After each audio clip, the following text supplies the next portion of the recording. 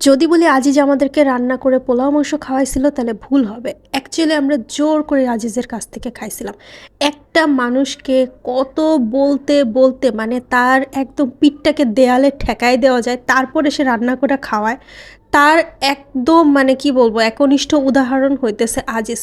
একটা মানুষ এইরকম কেমনে হইতে পারে আমি বুঝি না। মানে ওরে আমরা প্রায় টানা 5 বছর ধরে মনে বলতেছি আজিজ একদিন খাওয়া, একদিন খাওয়া।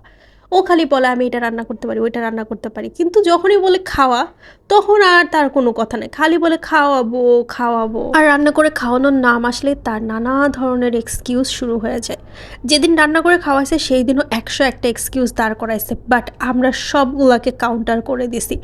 বেচারাকে এমন গ্যারা কলে ফাঁসাইছি যে সে রান্না করতে বাধ্য হয়েছে। ও বলতেছে যে বাসায় গ্যাস নাই, আমি কিভাবে রান্না করব। পরে আমি বলছি তোর বাসায় তো রাইস কুকার আছে, তুই রাইস কুকারে রান্না করবি। বেচারা এমন ভাবে ফেসে গেছে, আমরা পুরা তাকে ছাই দিয়ে ধরছি, আর পালানোর কোনো পথ নাই। কি আর করার, তারপরে সে রাইস কুকারে রান্না করছে। পোলাওয়ের জন্য চালের পরিমাণটা একটু বেশি দিয়ে ফেলছিল, এই কারণে দেখা গেছে পোলাওটা একটু নরম নরম হয়েছে। তো আমরা এটা নিয়ে প্রথমে ওরে খুব পচাইতেছিলাম। আর এত পরিমাণে পোলাও রান্না করছে, লিটারেলি আমরা যে কজন মানুষ ছিলাম তারা মনে হয় 3 বেলা খাইতে পারবো, এই পরিমাণে রান্না করছে। বাট যখন খাইছি পোলাওটা অনেক মজা ছিল, আর চিকেনটা তো জাস্ট অস্থির হয়েছে।